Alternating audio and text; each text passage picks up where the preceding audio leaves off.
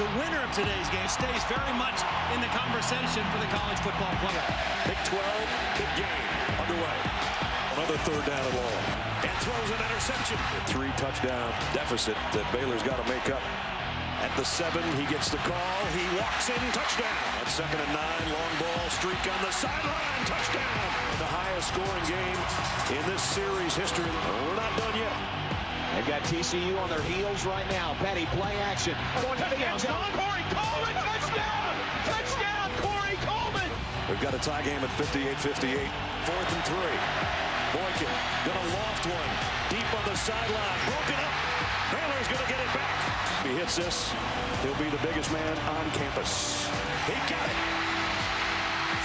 24 unanswered points. Unbelievable. After a 45-minute weather delay due to lightning, we are ready for football. Raining still off and on. Temperature in the high 30s. Wind chill in the low 20s. For Baylor and TCU, so much at stake for the Bears. Still a chance at a Big 12 championship and a spot on the college football playoff, but they have to win tonight. And next week at home against Texas, plus Oklahoma has to lose tomorrow night to Oklahoma State, a game that will be on ABC. And welcome to the booth alongside Brian Greasy. I'm Dave Pasch. Tom Luganbill will join us in a moment. Well, last year's epic 61-58 game in Waco, Brian, was all about quarterback play. This game's about the quarterbacks as well, but for a different reason. Injuries. Trevone Boykin coming off an ankle injury, didn't play in their loss at Oklahoma last week. And meanwhile, Baylor is down to its 3rd quarterback because of injuries. Chris Johnson making his first career start. Yeah, and I think for Trevone Boykin, you weren't going to keep him off the field. The last game he's going to play in this stadium. How is that ankle going to respond? You see him in pregame. It looks tender. That high ankle sprain from 2 weeks ago in the Kansas game, how will he react? Will he be able to be the Trevone Boykin that we have come to see be so explosive outside the pocket? And you're right, for Chris Johnson, the first start you make in your college career is on the road in a rivalry game, and you have to wait 45 minutes for it to start. What's going through his head? And then on top of all of that, the elements today, the rain, the wind chill, as you mentioned, in the low 20s. And we're going to test the mental toughness of Tom Luganbill down on the field today. So, Tom, how is the weather going to affect these guys with the football?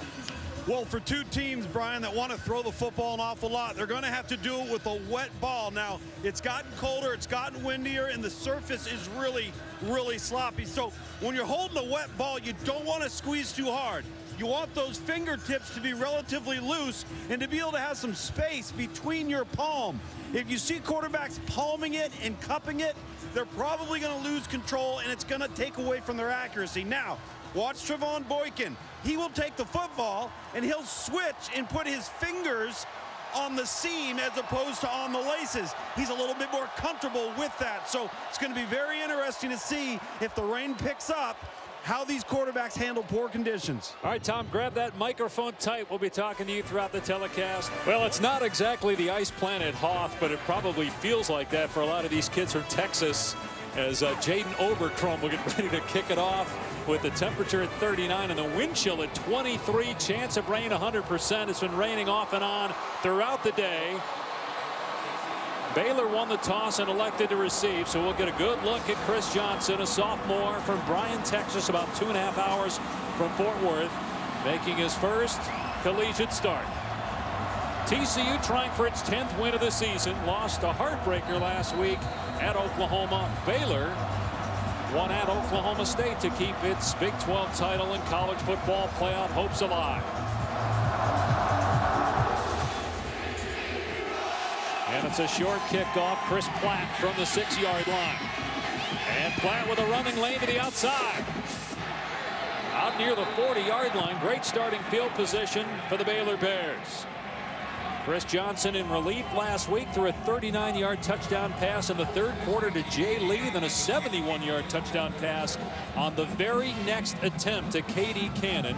He redshirted 2 years ago, played 4 games last year, threw 4 passes. Then in training camp this year, he was moved to wide receiver. He's got 3 catches on the season and was switched back to quarterback in October. He replaces Jarrett Stidham, who injured his ankle against Oklahoma State. Stidham could be back for the bowl game. Seth Russell started the season and played well before a neck injury ended his year.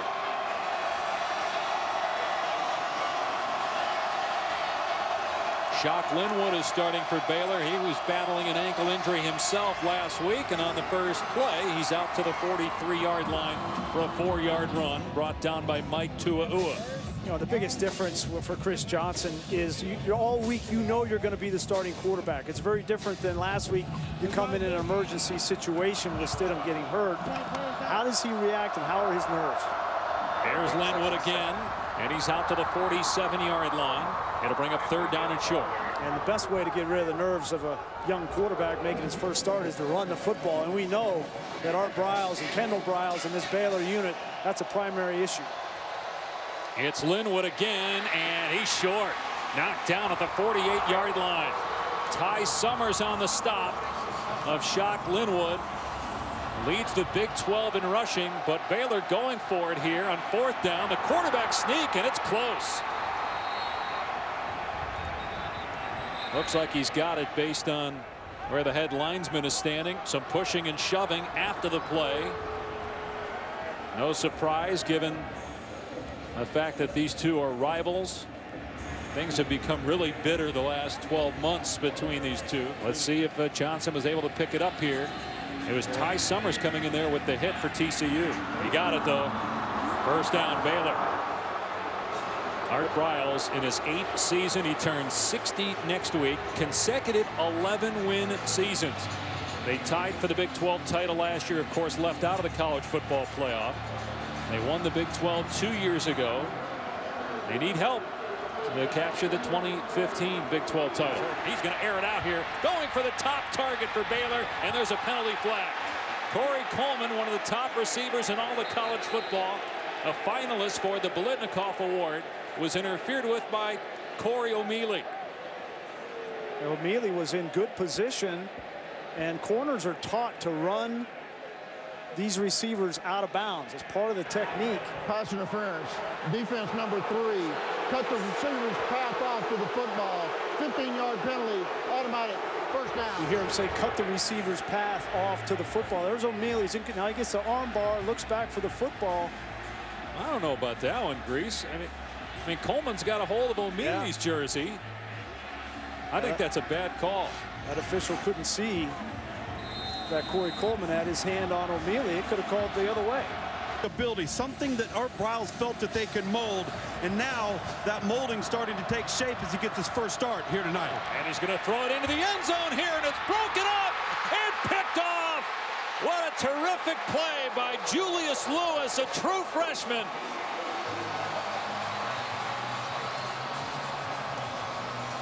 There is a penalty flag down, though, in the backfield. They've had all kinds of injuries on defense, but it's coming back. Passer. Defense number 94. 15-yard penalty, automatic, 1st down. Josh Caraway not only negates an interception, but gives Baylor the ball now in the red zone. Boy, you get a huge play from Julius Lewis, and Caraway, number 94, just comes in late. It's 2 steps. I mean, that's pretty self-explanatory. Every defensive lineman knows that you can't hit the quarterback with 2 steps. 1 step, you're okay. And he takes away from a great play by the true freshman. And Baylor has scored a touchdown on every opening drive this year. The only team in the FBS to do it. That almost went by the wayside. Johnson running here inside the 10. Knocked down near the 1st down marker by Nick Orr. And Baylor's so good to start games. One of the big reasons they're 9-1. They lead the country in total offense and scoring. And this is the area of the field where Chris Johnson at 240 running the football is such an advantage. It's 2nd and short. Johnson slipped, but did get the 1st down to the 5. You see that field chewed up a lot because of the rain. And again, we had a weather delay of 45 minutes due to lightning. 1st and goal. And here's Linwood. Puts the head down and gets to about the 2-yard line.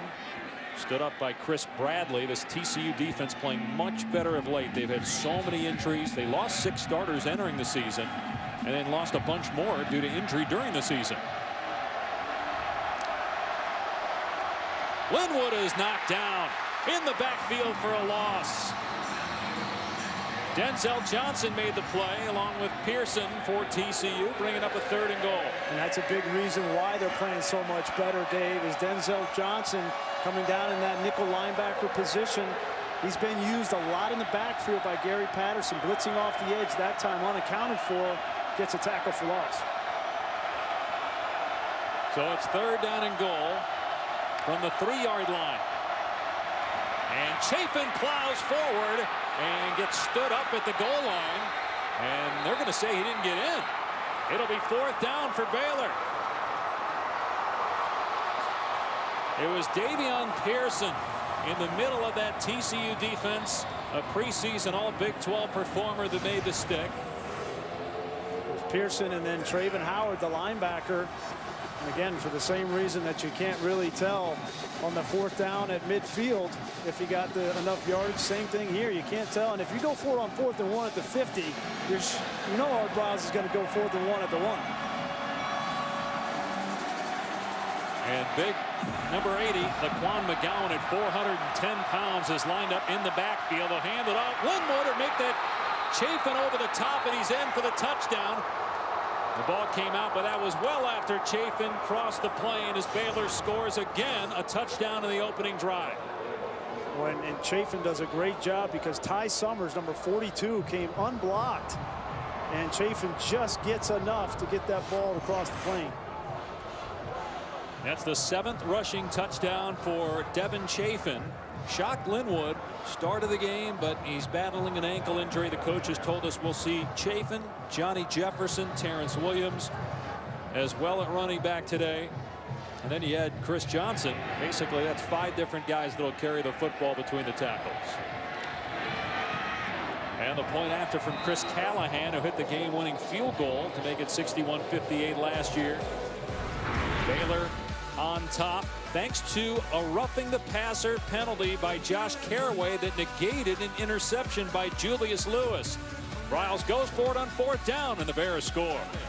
If Oklahoma loses, Baylor's back in it. The Bears need to win tonight and win next week against Texas. They're off to a good start, leading 7-0. Raining again here in Fort Worth. We had a 45-minute delay due to lightning. Cavante Turpin, true freshman, very dangerous with the ball in his hands, and there he goes. And a nice tackle at the 36-yard line. Davion Hall. So Trevone Boykin is back. The FBS leader in total offense. Missed last week's loss to Oklahoma due to an ankle injury. He holds 19 school records. The Big 12 preseason Offensive Player of the Year. He won the award last year, finished 4th in Heisman voting. He's a dual threat. Was a receiver himself a couple years ago before being converted back to quarterback. Yeah, and the question is, can he continue to be that dual threat in this game with that ankle? He looked ginger in warmups. Got a very good tailback. Aaron Green, high snap, and Boykin gonna hand it off on the delay. Green, who's very good in the hole at making defenders miss, gets to the 44 for 7 yards. Boykin 29 touchdown passes on the year. 4 of the 9 interceptions came in their one loss against Oklahoma State. Yeah, and this is going to be probably the toughest game for Trevone Boykin because he's going to have to operate from the pocket almost exclusively because of that ankle. And the question is, with Phil Bennett, defensive coordinator for Baylor, knowing he's going to be in the pocket, how can he get pressure on Trevone Boykin? He's got Cavante Turpin in the backfield with him here on 2nd down, and Boykin will throw. Gonna air it out. Jump ball. Overthrown. Incomplete. Intended for Emmanuel Porter, and a late penalty flag is thrown. We saw those jump balls a ton in the game last year in Waco. Ryan Reed was in coverage that time for the Bears on Emmanuel Porter, who's becoming one of the go-to receivers with Josh Dotson out for the season due to a wrist injury. Pass interference. Defense, number 9. 15-yard penalty, automatic. First down. Ryan Reed will be targeted a lot in this football game. A year ago, he went one-on-one with Josh Dotson. This year will be Porter, as you mentioned, because of the injury to Dotson. Porter missed 6 games himself this season, so he's just getting back healthy, and that's a good call. 7 catches on the season for Porter. Started last week against Oklahoma as TCU is in Baylor territory at the 40-yard line. Boykin, a senior from right here in Dallas.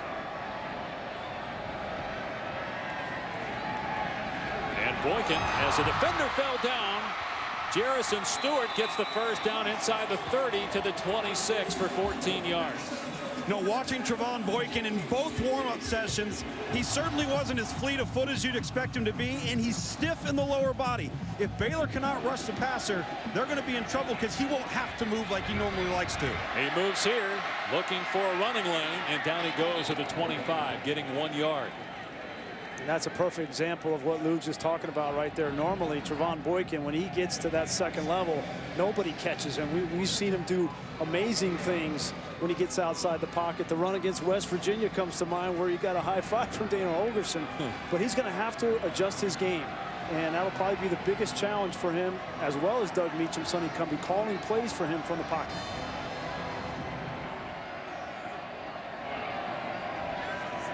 Boykin, another pass play. He's going to fire into the end zone. It's caught. Did he hang on? He did. Touchdown, Stewart.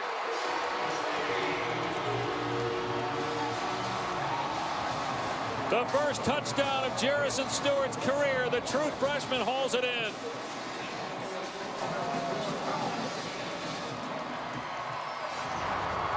Rain is coming down in sheets, but that does not affect Trevone Boykin. It's just a little pick route with Stewart. He runs a wheel, and he gets wide open on the linebacker, Taylor Young. That's a mismatch.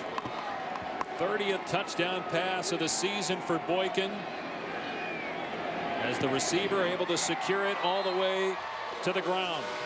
Point after by Oberchrome ties the game at 7. Who knows? Maybe we get another 61-58 game. The elements don't bother these two teams. Baylor and TCU tied at 7. 6 minutes gone by here in the first quarter. This will be a touchback. Zamora takes a knee and will come out to the 25. Let's check in with Tom down on the field.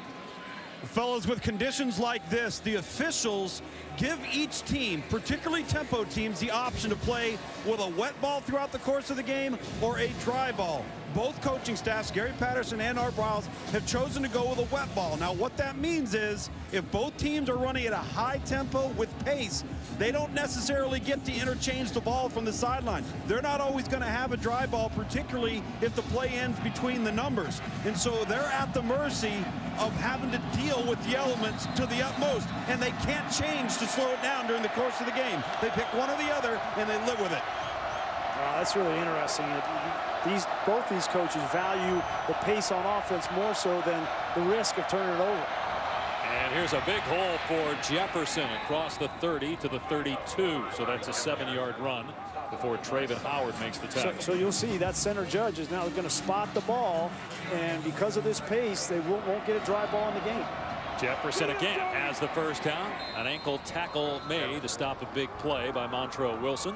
And you see the center judge come in, so that's been the same ball now the third play, and it's just continually getting rained on. Now Johnson to throw, looking deep, gonna fire it. Incomplete, trying to hit Cannon. Good coverage by Nick Orr. So when you consider you've got a wet surface, you got wet hands from the center, the pants of the uniforms are wet, and then every time the ball carrier goes down, he's cupping it with a wet jersey grease. This is going to be very difficult as these conditions continue to worsen. Well, and if I'm going to throw the ball, I'm going to throw it early in the drive before the ball gets wet, because that last throw in the third play of the series, that wet ball certainly affected Chris Johnson's accuracy. They'll run it here on the delay. Jefferson with a first down and more. Breaks a tackle at the 40. They finally knock him down inside the 20. Johnny Jefferson with a huge run for Baylor. You know, Shock Linwood tweaked an ankle and a knee last week in the game, and Johnny Jefferson is going to see more carries in this football game. He's a little bit faster, more explosive even than Shock Linwood. That was a 45-yard run by Jefferson. Johnson throwing, and to the 10-yard line is Jay Lee. It's harder to throw ball on a short route or a deep pass with that wet football. Well, they're all hard when the ball's slippery, but certainly when you got to be more accurate on the short throws, it's difficult.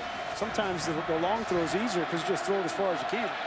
Quarterback run. Johnson runs over a defender and picks up the first down. Nick Orr giving up about 60 pounds to the quarterback, Chris Johnson. And this is all new for TCU defensively. They don't know anything about Chris Johnson. They know he's a big kid, but they don't know how he's going to react in the hole. He put his shoulder down. Here's Chafin. Another touchdown for Devin Chafin.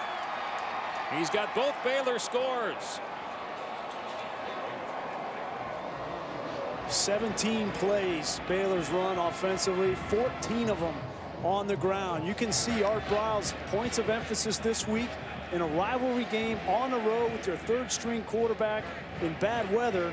It's going to be who's the toughest up front. We're going to run the football in between the tackles. 7-play, 75-yard drive in 1:27 for the top scoring team in the country. If they end up leading the country in scoring, it'd be the third straight year, and they'd be the first team since BYU from 79 to 81 to accomplish that feat. They've already got 14 points in half of the first quarter, both touchdowns by Devin Chafin. So Baylor now with the most 2-minute touchdown drives, 46 on the season. They're up 14-7 on TCU. Temperatures in the high 30s, wind chill in the low 20s. No more lightning though since it struck about 2 hours ago. Here's Cavante Turpin, had a good return the first time, trying to get to the outside. And Hall had an angle on him, so he stepped out at the 33-yard line. Boykin sidearms it out to Nixon. And Sean Nixon now 37 catches on the season. He missed all last year with injury. Had to redshirt, but with all those injuries at wide receiver, he's a running back that they're throwing the ball a lot to now, and he gets 2 yards there.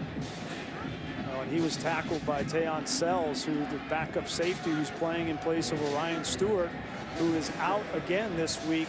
The emotional leader in that secondary for Phil Bennett. But we've already seen Phil Bennett trust his defensive secondary with some complicated looks, blitz, and zone. So Sells is more than capable.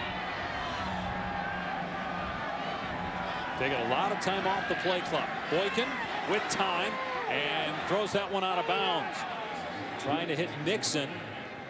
Trevone Blanchard was running with the receiver that time, so it's 3rd down and 8. You mentioned Blanchard had a heck of a football game against Oklahoma. 14 tackles, 3 tackles for loss, a sack, an interception. He's that wild card on this defense. You know, he's playing the position Colin Brent's played last year.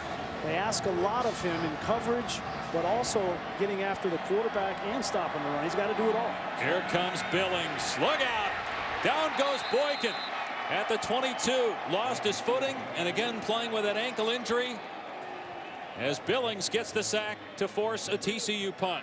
We talked about Joey Hunt, the center, out. Austin Slotman is the center right here. If you're going to match him up one-on-one with Andrew Billings, you're going to lose. And that's just part of that is Slotman being outmatched, but part of that scheme too. You can't leave a center playing only his 2nd game of the year with one of the best defensive linemen in all of college football and think you're going to win. Links Hawthorne is deep. This is an excellent punt. Hawthorne muffs it. TCU appeared to jump on it at the 30-yard line.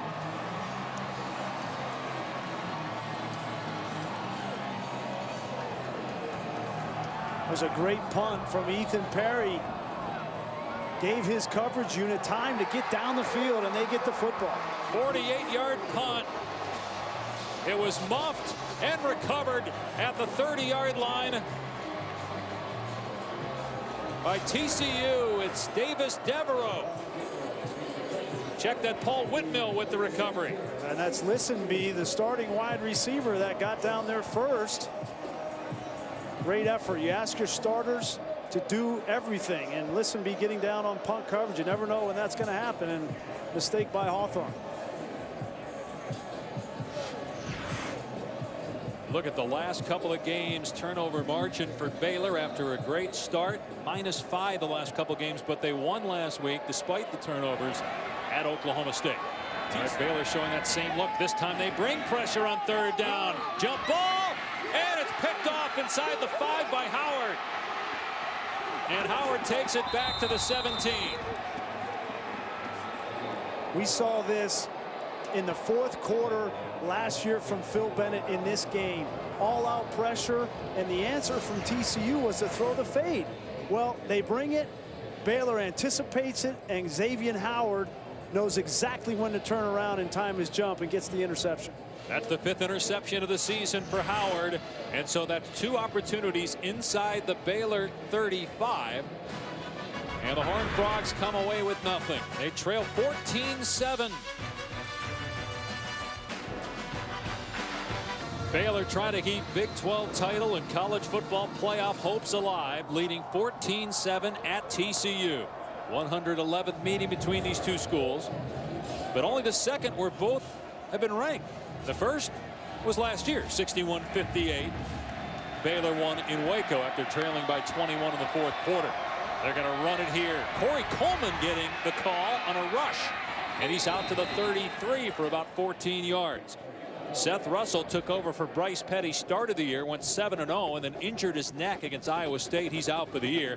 Jarrett Stidham started 3 games, injured his ankle against Oklahoma State. He could return for the Bears should there be a bowl game or a playoff game, as Johnson throws it deep, and this is intercepted by Nick Orr.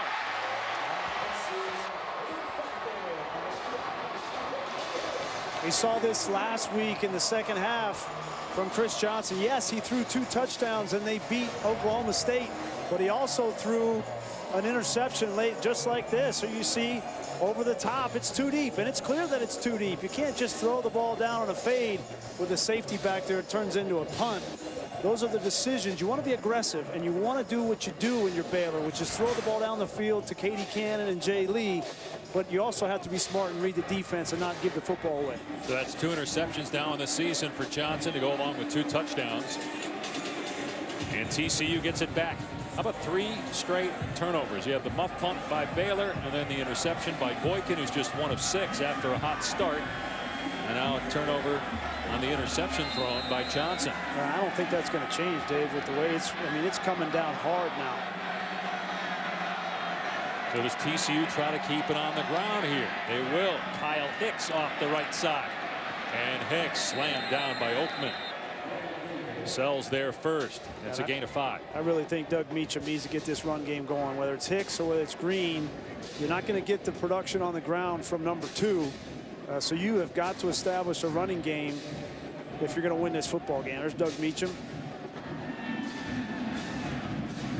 You got Sonny Cumbie in the booth, the co-offensive coordinators. They're not going to run a play here. That's the end of the first quarter.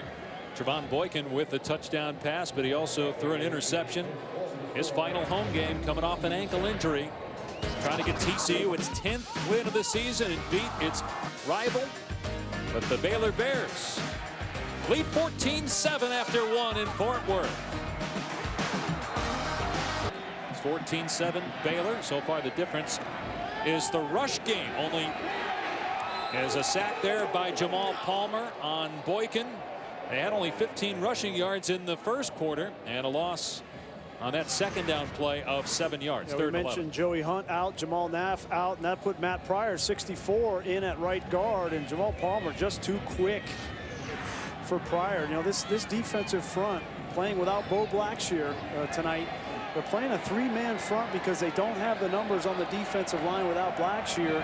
But Palmer and Billings already have made plays in the backfield. And we talked about the TCU injuries on defense. Baylor has plenty of them. Boykin a ton of time to throw. Has to try to check it down, and it's incomplete. Looking to hit Kyle Hicks. So it's 4th down. Another punt coming here for the Horned Frogs. You know, you see Trevone Boykin. He comes up a little bit hobbled, but he tried just at the last second on that second down to try and back out. He just can't do it. And so the hidden yardage plays, the improvised plays, the spectacular plays that he makes on his own are being hampered not only by an injury but by the surface as well, and it negatively affects the production of this offense. We've seen it affect the kicking game too, Tom. Baylor coming after it, and they got close. Hawthorne, who muffed the punt, wants no part of this one. It's on the other hash mark near the 30-yard line. That could have been fielded easily by Hawthorne, but he just ran away. That might be their strategy the remainder of the game, is not try to field these punts. So in the first quarter, only 2 completions, but really Baylor ran the ball so well. They had over 100 rushing yards in that first quarter. That was the difference. TCU can't run the ball. Baylor can. Gonna hand it off. Linwood with a big hole. It's another first down. Saw in the pregame, this is Chris Johnson. He's got Jarrett Stidham's number 3 there and Seth Russell's number 17 on his wristband. That's really cool. These guys are tight in that quarterback room, and you'll see that very often. Third string quarterback come in and put the number of those guys on his wristband. Linwood, and they finally get him for a short gain. It was Trevone Howard and Davion Pearson. It's a testament. Sorry, Dave. It's a testament to Chris Johnson that you know, it's not about him. He's not coming in and say, okay, hey, it's my chance to shine, and I'm going to come out, I'm going to win more snaps and all this. No, he's out here, and first thing he does in his first start as a collegiate athlete is to honor the 2 guys that came before him. I think that's real cool. Getting the help of a solid run game so far. This pass incomplete. It was dropped by Davion Hall. We talk about that close-knit group, Grease. I was talking to Seth Russell before the game. He said he just wants to help Chris Johnson out. He knows that he came in as a quarterback, got beat out, moved to wide receiver, comes back in at quarterback. Seth Russell just wants to be a positive influence on Chris Johnson and ensure that Chris Johnson feels comfortable in this role. Well, they just lost their center. Kyle Fuller just left the game. And as the quarterback Johnson tries to run, he lost the ball, and it's picked up by TCU. Josh Caraway on the run. They're not going to catch him. Caraway with a TCU touchdown.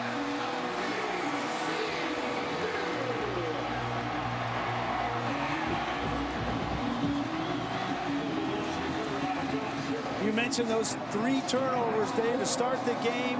Now Chris Johnson with his 7th rush.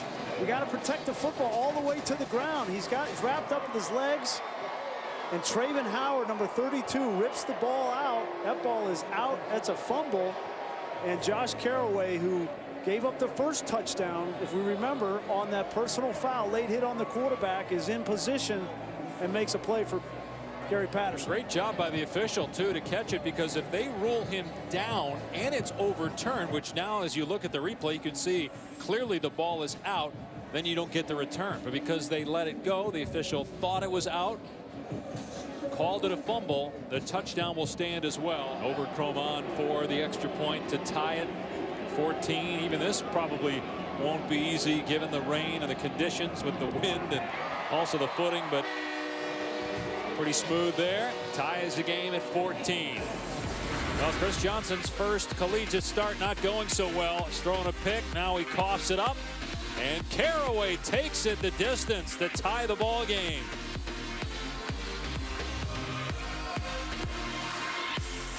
Is TCU in Chris Johnson's head right now? Well, Chris Johnson needs to get out of his own way here. Stop turning the football over. Protect it. And a pooch. This is live, and again it's slippery. And Zamora slides to the 26-yard line. I like that by TCU. Every special teams play is going to be exciting the rest of this game with the way that the elements are. But Reese, if you're a quarterback in shotgun in these kind of offenses, is it harder when your hands are cold and wet to grip it how you want to, when you got to catch it quickly and throw it quickly? Yeah, there's 2 issues. The first issue is it's wet, so it's slippery. But maybe even more important than that is when it gets cold, now your hand gets numb, so your hand, you can't really feel well, and it's wet. So there's 2 things going against you. Be interesting to see in the second half how these teams adjust. You know, TCU defensively has been outstanding in the last 7 games. They've only given up 52 second half points. It's a testament to the adjustments that Gary Patterson can make at halftime. So I think this is going to be a tight game the whole way through. Both of Baylor's touchdowns came on the ground. When's the last time Baylor had a game without a passing touchdown? They throw it to Coleman, who's back on the field. He slips. Will they call a timeout? No. Art Browse lets the clock run out. That's the end of the first half here in Fort Worth. A spot in the college football playoff, perhaps at stake for Baylor, and a Big 12 championship if they can win the next 2, and Oklahoma loses. We're tied at 14. Time now for the DXL halftime report. Coach, aside from the painfully obvious of holding on to the football, what can you guys do as a coaching staff to try and help this football team execute? Well, I mean, of course, the fumble return was not good, but you know, we just got to battle on. I mean, the elements are not great, but they're not great for either side, you know. So I think it's going to come down to which team can make a play here second half and win the football game. Can your quarterback, if he can manage his emotions, what can you guys do to keep him in the game, keep positive here in the second half to make some necessary plays? Yeah. I mean, it's just, you know, it's tough on both sides. I think he'll be fine. He'll make some plays for us before it's over. All right, Coach. Thank you. Thank you. The lowest first half scoring for both teams this season, as we're tied at 14. We had a 45-minute lightning delay. It's been raining throughout, and the wind chills in the mid-20s here in Fort Worth as we welcome you back to ESPN College Football Primetime, presented by Jimmy John's, part of ESPN's Rivalry Series, presented by Jiffy Lube. Dave Pasch, Brian Griese, Tom Luganville down on the field, and believe it or not, there's been more turnovers than touchdowns in this game. When you think about last year's game was 61-58, obviously the weather is playing a huge factor. 5 giveaways and 4 touchdowns scored between these two teams. Bad news for both teams. I don't think the weather's changing in the second half. It's going to continue to rain. It's going to continue to come down. You know, the story in the first half were the turnovers. Both quarterbacks threw interceptions. You know, this one by Xavier and Howard early in the game. Quarter red zone opportunity. This was just a poor decision by Chris Johnson. I haven't seen him attempt the ball down the field again since that throw, which was a bad decision into a 2-deep defense. Then this is the play of the game in the first half. Josh Caraway with the scoop and score ties this football game up at 14-all in the second half. Who's going to be able to protect the ball best? I think that's going to go a long way in determining who wins this game. 188 yards of total offense for Baylor, 148 for TCU. And remember, these two teams are first and second nationally. Baylor's on pace to set the FBS record for most yards per game, but under 200 in that first half. So much at stake for Baylor, number 7 in the latest college football playoff rankings. They need to win tonight, beat Texas next week, and Oklahoma would have to lose tomorrow night against Oklahoma State. Those are all possible. If that happens, Baylor would win the Big 12 and get back into the college football playoff discussion. TCU playing for win number 10 and hoping to spoil its rivals' hopes of glory. TCU will start an offense as we begin the third quarter. And this will be a touchback, and we'll come out to the 25 as we check in with Tom Luganville. Well, the recipe for both of these teams is to try and come up with some way of manufacturing field position and points in these conditions with both Art Briles and Gary Patterson. They know the obvious thing is to protect the football, but how can they schematically give their team an advantage if the conditions continue to worsen as they have throughout the course of this game? Temperatures are dropping, so protecting the football, getting field position, and keep in mind the kicking game is going to become critical, because in a tie ball game, if a field goal attempt has to be made, it's going to be dicey. And we saw one of those turnovers was a muff punt by Baylor in that first half. Boykin throwing, and couldn't tell that was going to be set up to be a double pass or not. That was thrown behind the line of scrimmage to Kyle Hicks, and Blanchard wraps him up for a 1-yard gain. You know, just to follow up on what Tom was saying there, I think the second half is going to be more mental than it is schematic, because you go into the locker room, you get a little bit warm, right? You get dry, and then you come back out, and now you're right back where you started, wet again, and the temperature drops. Which team can be most mentally tough, that can embrace the elements and thrive in them rather than allow them to affect you? Boykin running the option here on 2nd and 9. The late pitch as Green steps out at the 27-yard line. So only another yard or two. TCU just can't get the running game going. And, you know, Baylor in the first half, in that first quarter, had over 100 rushing yards, but TCU did a better job stopping the Bears' rushing attack in the second quarter. Look at the third down. There's a big guy in the middle, number 75, that has a lot to say about whether this TCU rush attack gets going. That's Andrew Billings, the Big 12 Defensive Player of the Week, the first time he's won that honor. Oakman drills Boykin, and Listenby drops the ball, but a flag. And Boykin is shaken up. Sean Oakman, who is a specimen at 6'9", 275, walloped Boykin as he threw that ball. Howard and Waz in coverage of Listenby. Pass interference. Even the rain affecting the microphone of Mike DeFee. They get Listenby, the receiver, for offensive pass interference. It's 4th down. Yeah, and Listenby was down there with Xavier Howard. Howard ended up on the ground.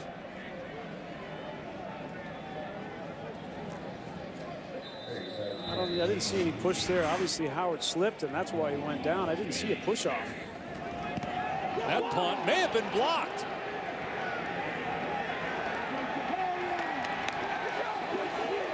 We said the better punter might win the game.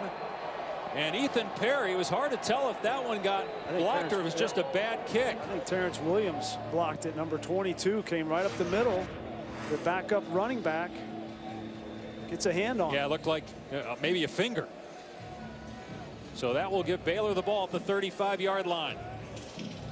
Great job by Williams. Yeah, he definitely got it. He doesn't get a whole lot of looks at the running back position, but on special teams, it's going to be the special teams are going to win this game for somebody. That was a great play going away from it that time. And he still got a hand on it. So now Baylor with an opportunity, a minute to go in the third. Still tied at 14. Ball on the 35-yard line. Shock Linwood. He gets shocked. Big hit at the point of attack by Ty Summers again. Trevone Howard actually on the tackle. Yeah, I mean, Trevone Howard at 190 pounds, converted safety. Take a look at that. He has stepped up for TCU and Gary Patterson on defense and been a physical presence at Mike linebacker. He doesn't look like a linebacker. It's like a safety, physical hit. Off play action. Johnson looking deep. Going to take a shot into the end zone. Overthrew K.D. Cannon. Cannon arguing that Derek Kindred interfered with him or held him, and that's why Cannon couldn't release. It's third down and 10. I think the one thing that Chris Johnson, the adjustment he can make is not throw the perfect pass, but just give your receivers a chance. If that ball is thrown short, at least give Cannon a chance to fight back to the football, maybe make a play or get a PI call. Third and 10. Baylor 2 of 13. They're going to run Chafin on third and long, and he's got the first down.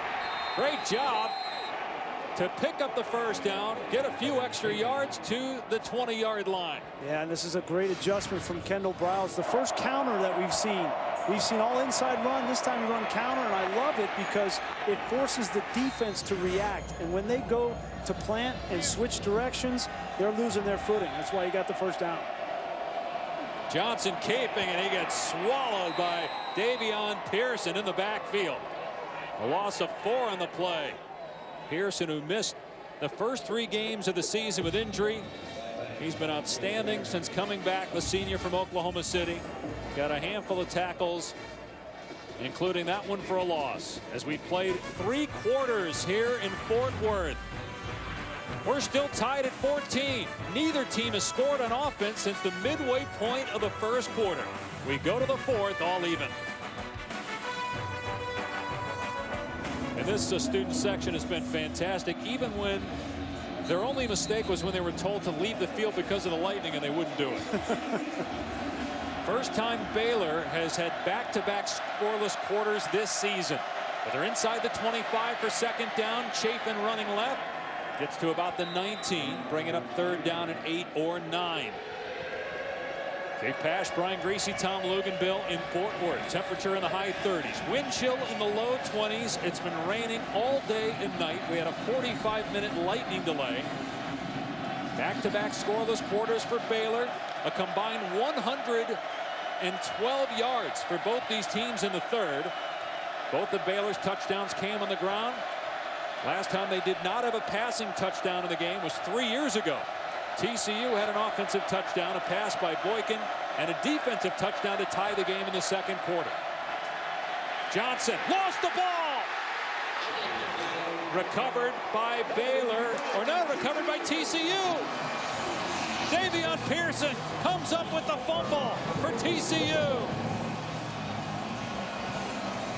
And another big play by Caraway. He had a scoop and score in the first half. This time he goes up. Look at the great control to come back down and get a hand on the football. And Davion Pearson's there to thwart that Baylor drive. Caraway coming off a 2.5 sack effort at Oklahoma. He's had 2 great weeks for the Horned Frogs. When Baylor's in position to potentially attempt a field goal, which would be huge with the conditions as they are currently. And you wonder, the decision on 3rd and 10 to attempt to throw the ball down the field comes back to bite Art Briles. First start for Johnson came on in relief of the injured Stidham last week at Oklahoma. Now Boykin to throw on first down. Listenby able to pull it in. A gain of about 6. Xavier Howard in coverage. Trevone Boykin playing through an ankle injury. The FBS leader in total offense has struggled today. Turned it over a couple times. But they're going to put the ball in his hands and try to win the game, his final home game. Boykin gets across the 30. He'll come up just short of the first down. But man, when's the last time we've had a 3rd and 1 or 2 for either team in this game? It's mostly 3rd and 6 plus. You got to give Trevone Boykin credit, and you see that his legacy is cemented here at TCU as one of the all-time greats to ever play for the Horned Frogs. And this final quarter in a rivalry game, no matter how ugly it's been, if you would have told Trevone Boykin at the start of this game he'd have a tie ball game with a chance to win it in the 4th quarter in his last game in Amon Carter, he would have taken that any day. 3rd and 7. Can Boykin make a play? And a pass high and incomplete. Try to hit Listenby, who was short of the sticks anyway. 4th down, another punt.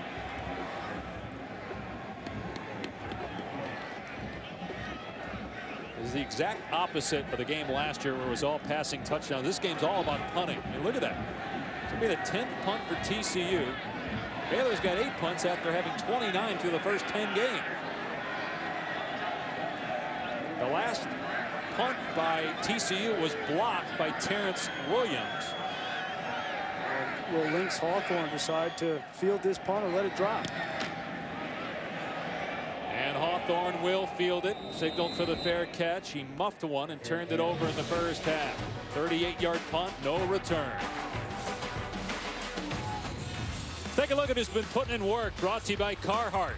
The punters, Drew Galitz for Baylor and Ethan Perry for TCU. TCU has as many punts as first downs. Baylor has more punts than completions in this game. Perry's had 1 blocked. Baylor has had 4 turnovers. And again, no offensive points for either team since the midway point of the first quarter. Baylor 6 completions, TCU 12 completions. And Chris Johnson 0 for 8 passing this half. 6 for 21 on the night, making his first collegiate start. He's the 3rd string quarterback, former receiver. They run Chafin, and he gets about 4 yards. And Corey Coleman only has 1 catch in the game. He's their best player. They got to get him the football. And I think the biggest adjustment for Chris Johnson needs to be when he's throwing that deep ball, just don't overthrow your receiver. Give him a chance to come up and make a catch. Great play in the open field by Orr to take down Chafin. And Chafin beat Orr. He probably would have got the first down. Instead, brings up a 3rd down. And you might think about getting Corey Coleman involved in the offense, running the football, reverse, something of that nature. You got to get number 1 with the ball in his hands. He's at the bottom of your screen, matched up against O'Mealy. Here's Chapin straight ahead, and they're going to mark him short at the 46-yard line. Now in the first half, they went for it twice on the opening drive on 4th down. Do you do that here, or do you kick it? I think he's going to go for it. If he did it for the first drive, he's going to. Why not do it now? Here's Chafin, and he's got it to midfield. I think Kendall Briles, the offensive coordinator there, found last drive they got down into the red zone and they turned the football over, but they found something working in the running game with Chafin and with Jefferson. And I think he likes his chances to seize momentum in this football game here on this offensive possession. And the ball's on the ground, a fumble, and TCU has it. Chafin puts it on the ground. Derek Kindred with the recovery.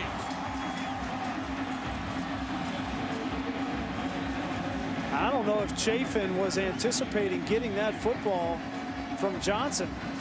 Let's take a look. Does Johnson get the ball all the way in the belly? It's the responsibility of the quarterback to get it in there. It's hard to tell.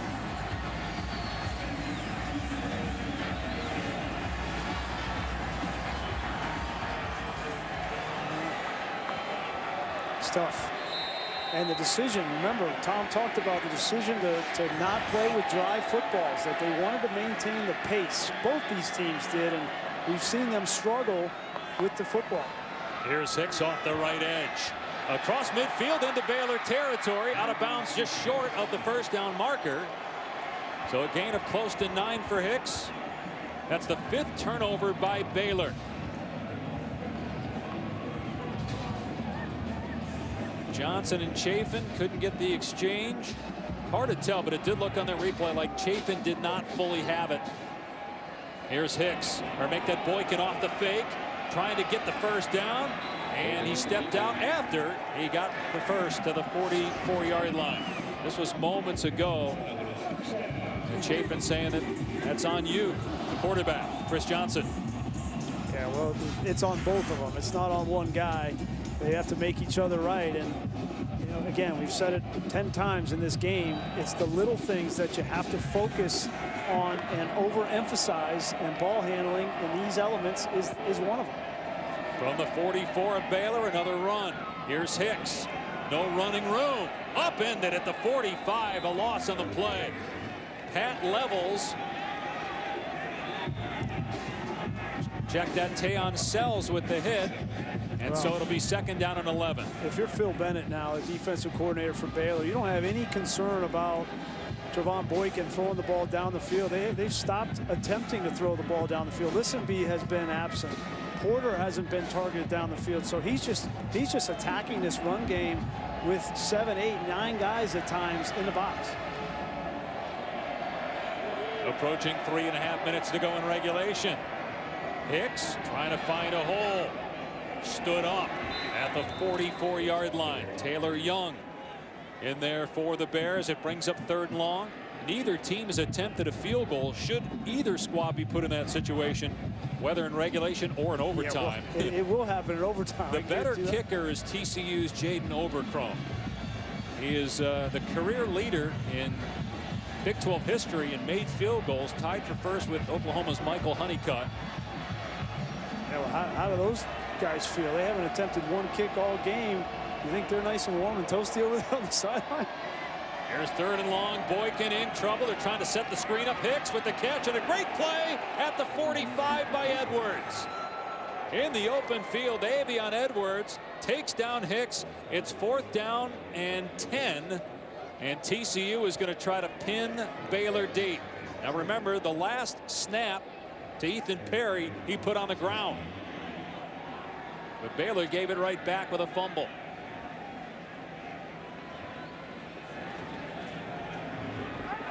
And you wonder, depending on where Baylor gets the ball, do they play for overtime at this point? Because they don't want to make a mistake deep in their own end. Perry's punt will bounce at the 10, and it's about the ball, not the feet, and I think they kept it from going into the end zone. They did. Nico Small was down there. And again, in college football, it's all about where the ball is. And it was out of the end zone. It didn't matter where Small was when he touched it. Great play by Nico Small. True freshman safety. Loses his footing, but is aware enough to keep that football out of the end zone. That's the little plays, right, on special teams that are going to have the outcome in this game. Nico Small just made one. It'll be Baylor ball from the 1 when we come back. Just outside, 2 minutes to go here in the 4th quarter, tied at 14. We're tied at 14 with 2:10 on the clock. Baylor with the ball at its 1-yard line. And remember, a safety probably wins the game for TCU. It's interesting with Chris Johnson making his first collegiate start and all the problems handling the football. He's lined up in shotgun. They hand it off, and out of the end zone is Chafin. He gets to about the 4. Well, you talk about a safety, Dave, but let's just say Baylor isn't able to get out from their own area here and is forced to punt. If you're TCU, you bring all 11 and say, if we rough them, we rough them. I mean, this is an opportunity right here just because of field position to sell out. That's a good point, Lugs. And if they're able to stop them on 2nd and 3rd down, they're going to think about calling a timeout to make sure that they have to attempt that punt.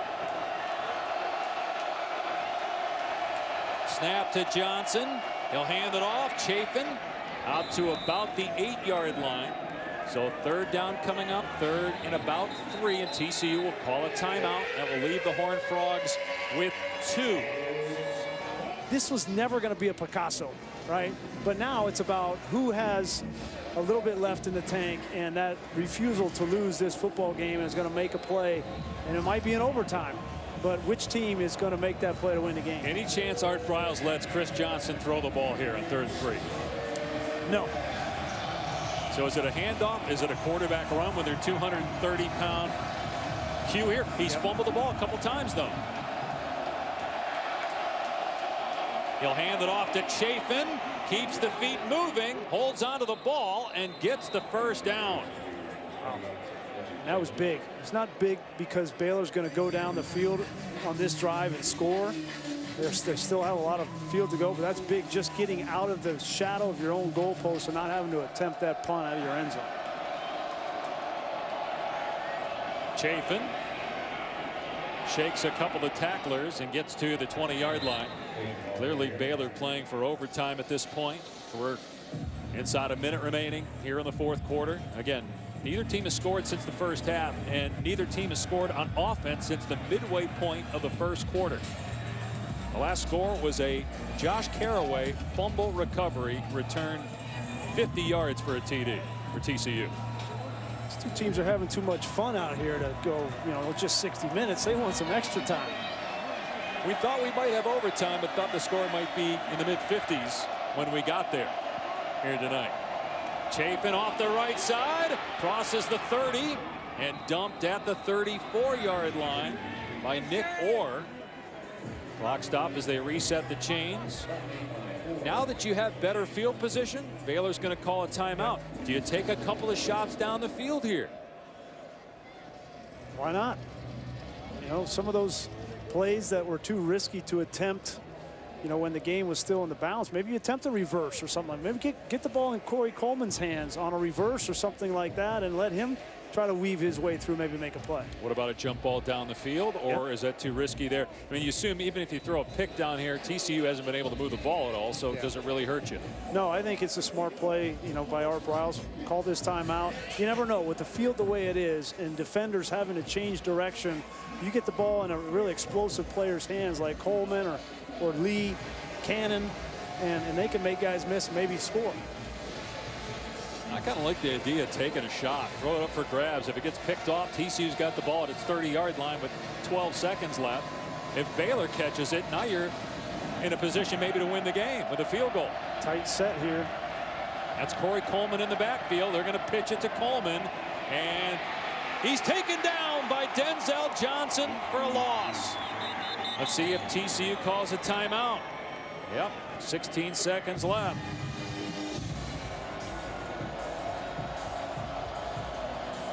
It has been pouring all night. This game started with a 45-minute lightning delay. Temperature in the high 30s, wind chill, low to mid-20s here in Fort Worth. Play clock down to 1, and they're taking a knee.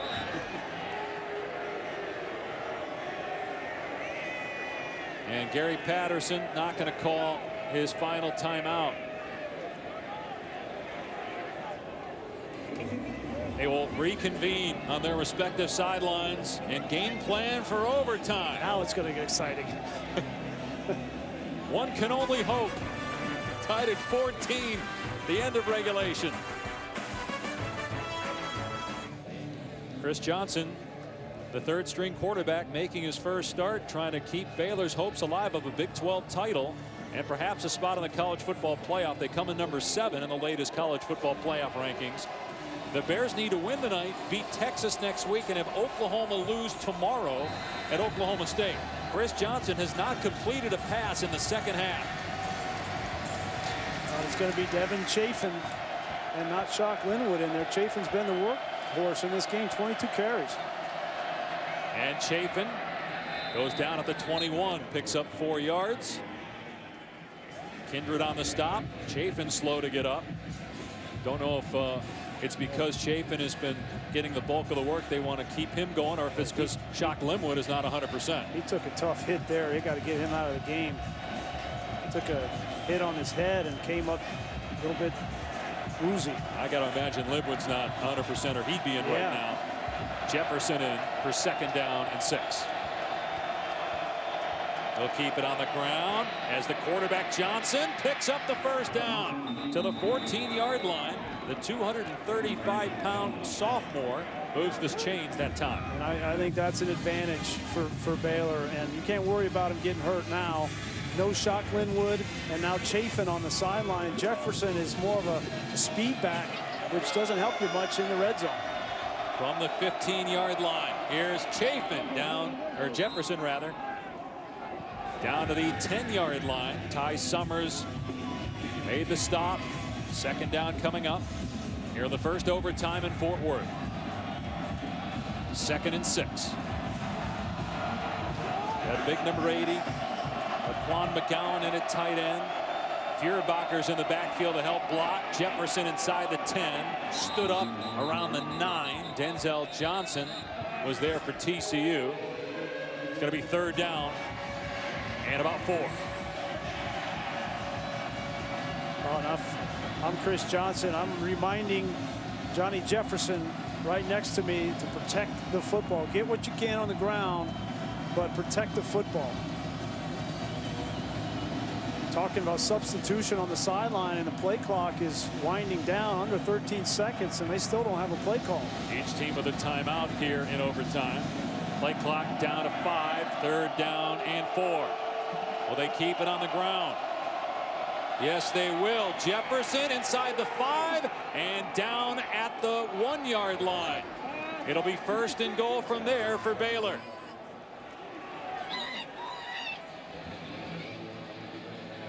They say he went down at the 2.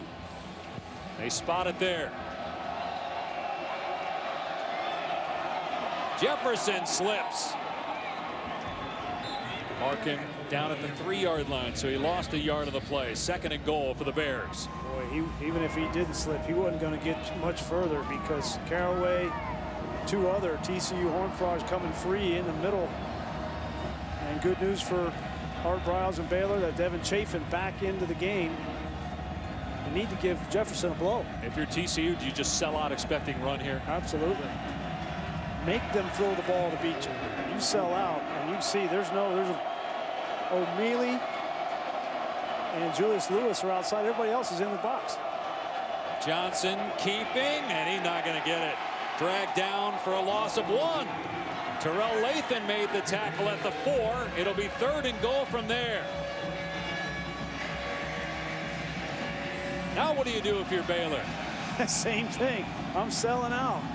No, what if you're Baylor? Are you going to throw the ball here into the end zone? Oh, well, I'm going to continue to run the ball, Dave. I'm going to continue to run the ball. I'm just not going to run it in the middle.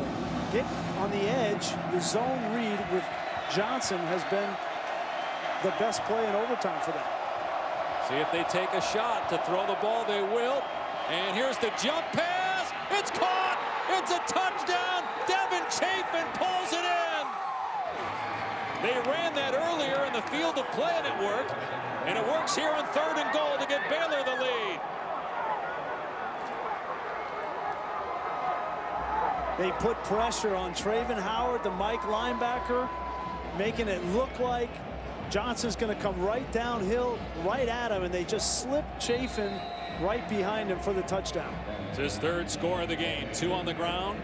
That one receiving, and now Callahan has made 105 consecutive point-after attempts, trying to give Baylor a 7-point lead. TCU will get a shot. That was a high snap. The extra point is good, though. 7-point lead for Baylor. So let's put you in Trevone Howard's shoes here. Here he is right here, and the quarterback's going to act like he's coming right downhill, and then he just jumps up. It's that Tebow pass, and Chafin goes right behind him. And give credit to Chris Johnson. Been a struggle. 6 completions all game. None bigger than that one. And again, remember, with the injuries, if Baylor were to win out and Oklahoma were to lose and they're back in the college football playoff discussion, this is what happened with Ohio State last year when they got to their 3rd quarterback because of injuries. It'll certainly be a topic of discussion in that room with the College Football Playoff Selection Committee. But we still got some work to do here with TCU getting possession at the 25. Number 2 still has something to say about that. That's Trevone Boykin. It's been a struggle for him as well since that touchdown pass in the opening quarter. And Boykin gonna keep. He has no running room. Taken down for a loss. Grant Campbell in the backfield. A 4-yard setback. What does Phil Bennett do? We talked a lot about Patterson. Phil Bennett a year ago in this game. It was a much different game, 61-58. But with the game on the line in the fourth quarter, Phil Bennett came after Trevone Boykin repeatedly. Will he do it here in the red zone in overtime? And he's without his top target. Josh Dotson out with a wrist injury. Done for the year. Boykin to throw. And he's going to throw short. Merca knocked out of bounds at the 21. So they get 7 yards there. It's a 3rd down and a 6. Good decision right there by Trevone Boykin. Get back into a manageable situation. You know that you have 4 downs. So you don't have to get it all on 2nd down, force the ball down the field, dump it down, and put yourself in a good situation. Still have this opportunity, this matchup. Ryan Reed, the corner on Porter, giving up 4 or 5 inches. Or do you try to pick up 3 or 4 and put you in 4th down and short running the ball? Boykin's going to throw, moving around. Boykin looking into double coverage, and there was contact and a flag. They run into Listenby. Chance Waz and Xavier Howard. And it's as if Howard said to Waz, "What are you doing? Don't make contact on Listenby." And I think Phil Bennett saying the same thing. Yeah, that was just a hope throw from Trevone Boykin, hoping to get a pass interference call. Again, the microphone not working for Mike DeFee. See, it's great coverage. Xavier Howard's in good position, and Chance Waz just, that's a young player, and he's, you know, making his 9th start. So 1st and goal on the Baylor 6. They need a touchdown and an extra point, although who knows, they might go for 2. Gary Patterson did it last week at the end of the Oklahoma game, and it failed. First things first, they got to get in the end zone. Here's a pitch to Turpin, trying to get in. He hit the pylon.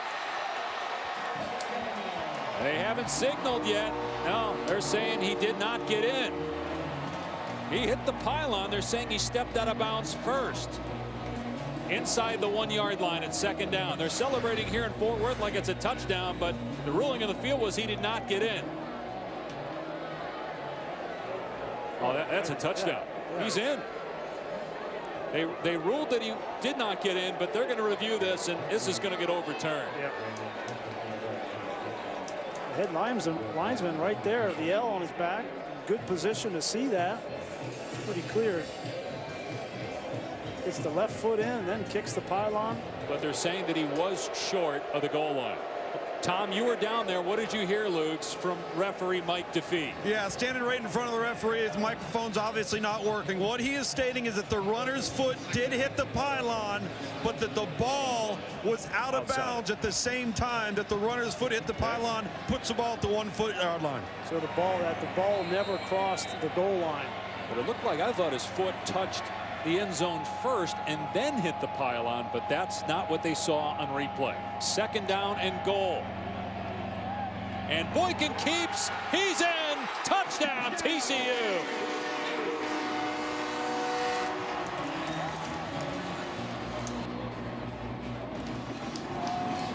And they are not going to go for 2. Overcrom comes right onto the field to send it to a 2nd overtime. Now you got Zach Allen out there for his first catch of the football. He's a backup quarterback. He's got to get this hold. First get the snap and then get it down. Made 2 extra points in the first quarter. This to send it to a 2nd overtime. It's good. Tied at 21 apiece. Back in a moment to Fort Worth. Trevone Boykin with a rushing touchdown to send it to a 2nd overtime here in Fort Worth. Baylor needs to win tonight, beat Texas next week. Hope Oklahoma loses tomorrow at Oklahoma State to have a chance to win the Big 12 and perhaps a spot on the college football playoff. Meanwhile, TCU trying to get its 10th win and play the role of spoiler against a team it has grown to hate. These two schools go way back to the year 1899. At one point, both these schools were located in Waco. TCU will start with the ball first on the Baylor 25 here in the second overtime. And here comes a reverse, and Turpin was looking to throw. Now he takes off inside the 20 and steps out of bounds, short of the first down. How about that? A trick play. Turpin was looking to throw the football. The receiver was covered, and he picks up 7 yards. I like it. I like any kind of misdirection because you force the defense to have to change direction. That's when you get those slips and when you get those opportunities to get the ball down the field. 2nd and 3 on the 18-yard line. And a big hole off the right side for Hicks to the 10-yard line and out of bounds. Everything outside. Everything is outside from TCU since the beginning of the 4th quarter. And Doug Meacham, Sonny Cumbie making those adjustments, realizing that they're struggling to block this interior defensive line, so get it to the outside. 1st and goal. It's Hicks again, and he is knocked down in the backfield by Tayon Sells. The loss of a couple. Sells filling in for the injured Orion Stewart, a first-team All Big 12 safety who's out with a hamstring. Sells is a junior from Irving, Texas. He made the play. 2nd and goal from the 12.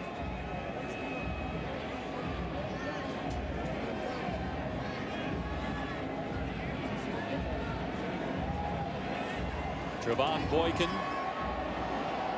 Big 12 Offensive Player of the Year last year, a candidate to win the award again. I hand it off to Green, ran into a teammate, and Green is wrapped up inside the 10 by Oakman, so it's 3rd and goal from there. Boy, and another adjustment from Doug Meacham has been having both Hicks and Green on the field at the same time. Now they're going to go into an empty set where you got to throw and catch the football in this situation. Porter is man-to-man at the bottom of the screen, number 1 on Reed. Baylor rushes 3. Boykin looking. End zone wide open. Touchdown Turpin.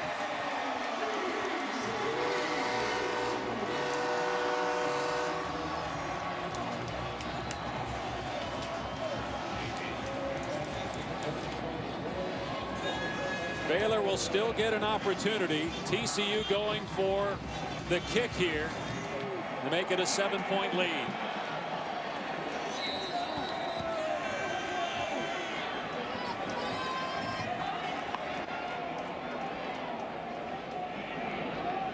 Oberkron, the kicker, puts it through. It's 28-21 TCU. Devontae Turpin lined up in the slot. And when you rush 3 and give this much time, you're going to see Turpin is going to come up here, and then he works the back end line. But look at the time that Trevone Boykin has back here. There's too much time. Turpin was initially doubled and then just makes the inside move, and that's an easy touchdown for TCU. They were expecting the out route, and they got the in route. What's your strategy if you're Baylor in terms of play calling? Well, the first overtime, it was run with Chris Johnson. I'd be the same way. Here's Chafin, and he gets leveled after a gain of 2. Boy, Ty Summers and Denzel Johnson have been everywhere defensively for the Horned Frogs here tonight. 2nd and long. Now, you know you have 4 downs. That's the mindset that you have if you're Chris Johnson, that this is it. You got 4 downs, so no need to force the ball down the field. Chafin again, no running room. Gain of 2. So it's 3rd down and 6. Baylor's Big 12 title hopes. Any shot of making the college football playoff on the line these next 2 downs.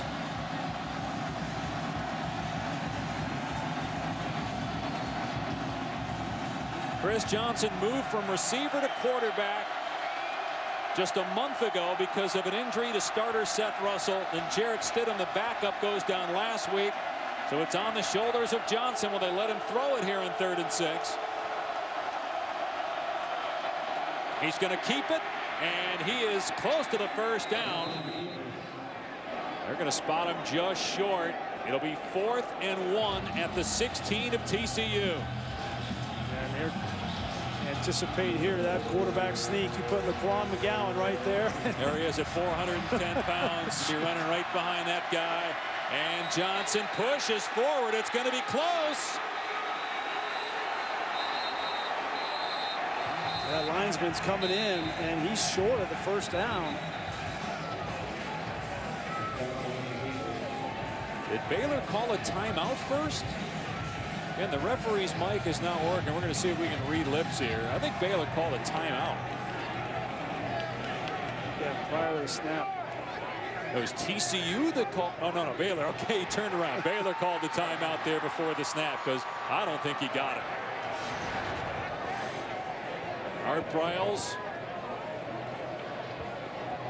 called timeout there before the snap.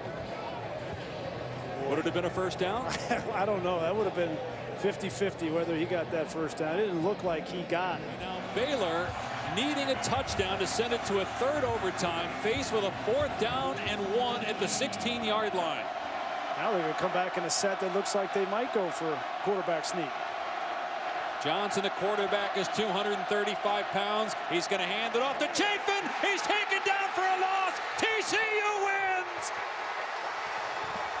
Baylor's hopes of a Big 12 title and a shot in the college football playoff gone.